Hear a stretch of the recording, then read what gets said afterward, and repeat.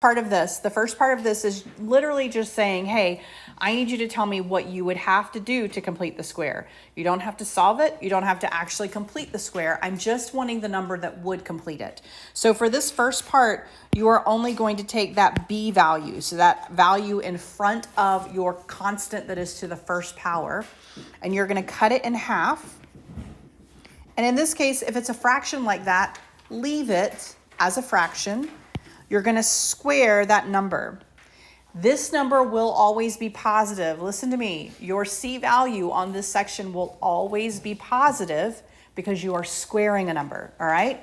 For a fraction, just square the numerator. Negative 3 squared is positive 9. Square the denominator. 2 squared is 4. That is your answer. That's how you would complete the square, all right?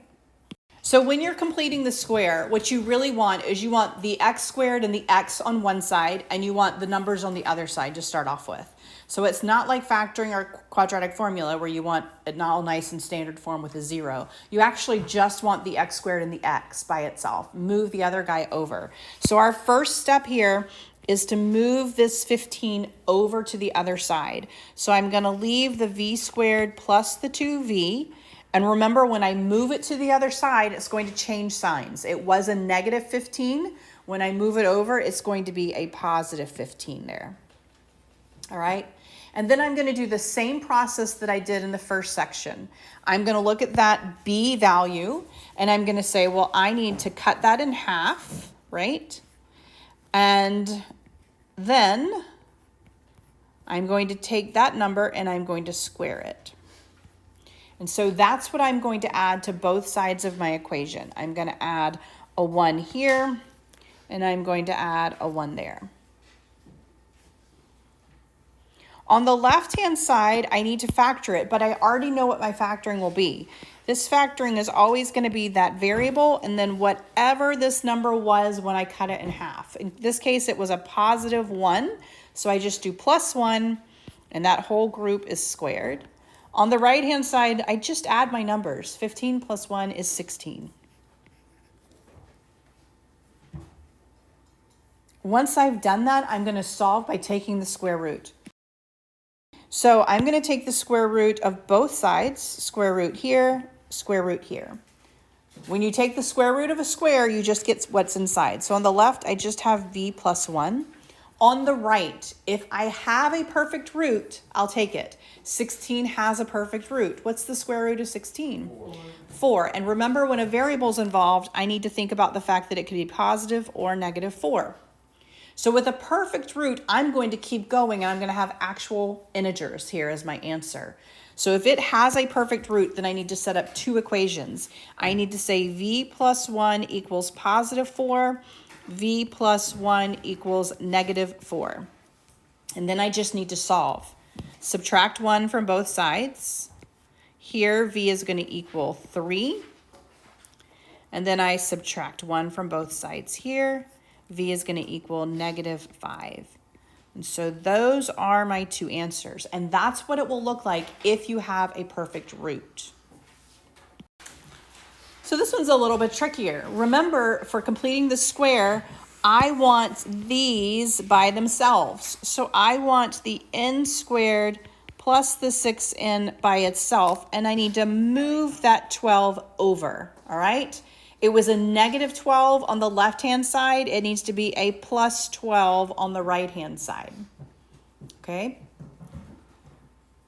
So now I have negative 4 plus 12 over here. So I need to actually add those. Negative 4 plus 12 is 8. That gave me crazy. All right, so negative 4 plus 12 is 8. And now I'm going to do exactly what I did on the first page. What do I need to complete the square?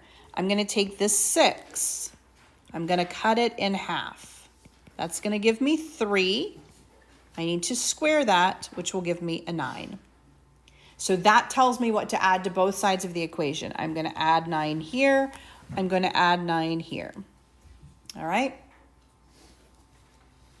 On the left-hand side, I'm going to factor. But again, I already know my factoring. My factoring is going to be my variable and whatever he was. He was positive 3, so that's plus 3. This whole group is squared. On the right-hand side, I'm going to add the two numbers. 8 plus 9 is 17. All right? And then I'm going to take the square root of both sides. The square root of that group, the square root of the 17. Remember, square root of a square is just what's inside. On the right-hand side, anytime I do a square root, I have to consider the positive and the negative root. 17 does not have a perfect root, nor can I simplify it. So what I mean by that is, if this were square root of 12, it also would not have a perfect root, but I could simplify it with my factor tree, 2 squared 3, right? 17, I can't do either. It's a prime. And so I'm just going to leave that in the root, and I don't even have to simplify the root. I do, however, need to solve for the variable, which I haven't done. So I do need to continue, and I need to move that 3 over. So I need to subtract 3 from both sides. On the left-hand side, I have my variable by itself. On the right-hand side, I cannot combine an integer and a root, right? So I'm just going to leave it written out. -3 plus or minus the square root of 17. Your answer key lists them separately. It'll say -3 plus the square root of 17, -3 minus the square root of 17. I will take it either way. You can leave it just like this as long as you have the plus minus, or you can split it up and have 1 plus and 1 minus. It does not matter to me. I'll take it either way.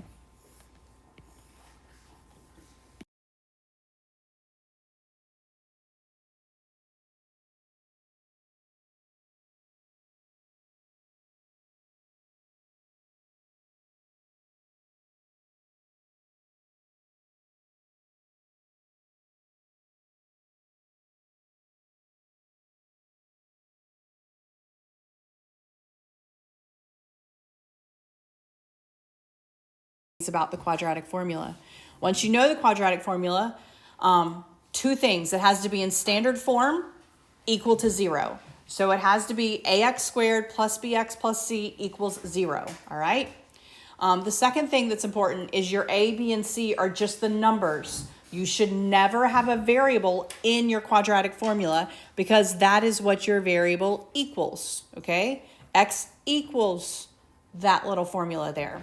So when you take your A's, your B's, and your C's, the number in front is your A, your B is -5, your C is -4, okay?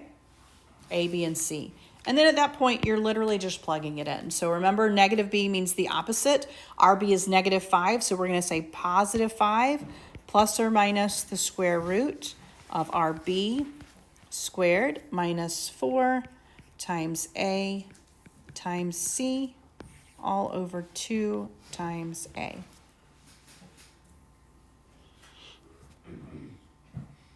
All right, and this is just order of operations at this point, okay? So we're going to say 5 plus or minus. -5 squared is 25. Remember, if I have a negative and a negative, that's going to be a plus, right? And then I'm just doing 4 times 3, that is 12. Times 4, that is 48. So I'm just doing that right there. 2 times 3 is 6. Simplify inside the root. 25 plus 48 is 73 over 6. I cannot simplify. First, there is nothing in common. But had that been 3 plus or minus the square root of 73, I still could not simplify. It must have something that comes out of this. The number in front of this is a 1, if you don't see it, and the 6. It has to come out of every single piece of the outside, okay? So like in this case, right here, I technically have a 1. You don't have to write the 1. But when you think about simplifying, it would have to reduce with that. So if it is a 1 in front, you're not going to simplify ever because the 1 doesn't have anything to give you, okay? So when you simplify, make sure it comes out of every piece of the outside in order to simplify it. In this case, this guy doesn't. Okay, so once you know the quadratic formula, the other piece that's important is just like factoring, it has to be equal to 0. That other guy was equal to 0. This one is not. You cannot determine your A, B, and C until it is equal to 0. So my first step here is going to be to subtract that 8 over. Subtract the 8 over with your constant. So now I'm going to have 5x squared minus 4x minus 2 equals 0. So now I can see my A is 5, my B is -4, my C is -2. So negative B plus or minus the square root of B squared minus 4 times A times C all over 2 times A. All right. And then once again, we are just going to simplify this by order of operations. And I think this one actually reduces, so I want to show it to you all the way out. We have 4 plus or minus. Inside we have 16. Remember, if it's a negative and a negative, that's going to be a plus there. All right. And then we have 4 times 5, which is 20.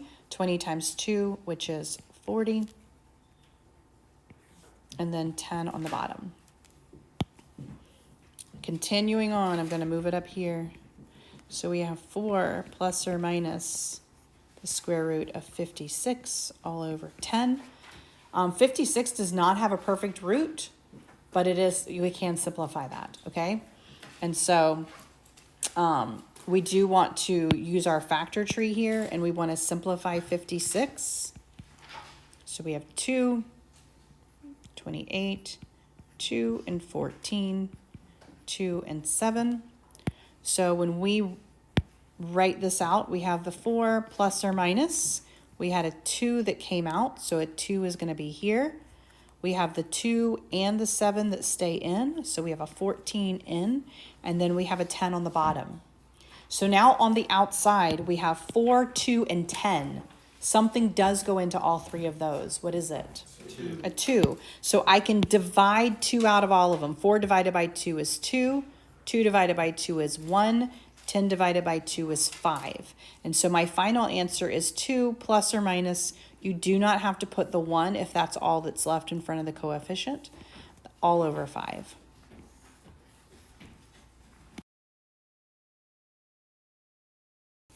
He's not in standard form at all. So I need to set it equal to 0, meaning I need everything on one side and 0 on the other side, right? And so I'm going to move that 8r over. I'm going to shift him over here. So that is in standard form. So I have 3r squared plus 8r. You want to put him where he goes, or else your A, B, and C will be messed up. And then plus 4 equals 0. And then at this point, we're right back to quadratic formula, my A, B, and C. And you're going to plug it in and solve, all right? And so once you reach this point, hopefully, you know what you're doing.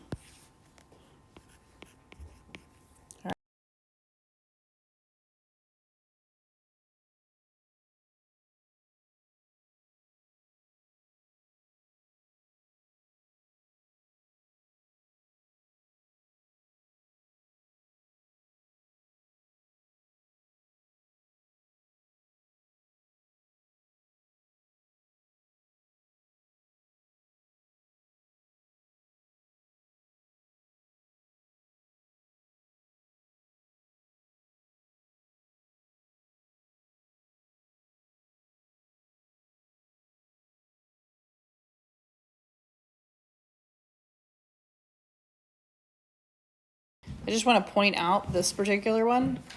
All right, you're not going to leave your answer like that when it actually has a root, okay?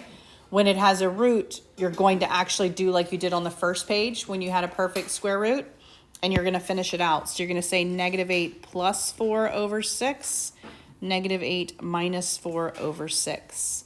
And you want to actually simplify it. So -4 over 6, that reduces to -2/3. And then we have -12 over 6, which reduces to -2. So anytime your quadratic formula gives you a perfect root on the inside, you're going to actually have 2 integers as your answer. You're going to finish it out. Because if this had been the square root of 4, I can't add 8 and the square root of 4. But it's just 4. So I can add and subtract 8 and 4.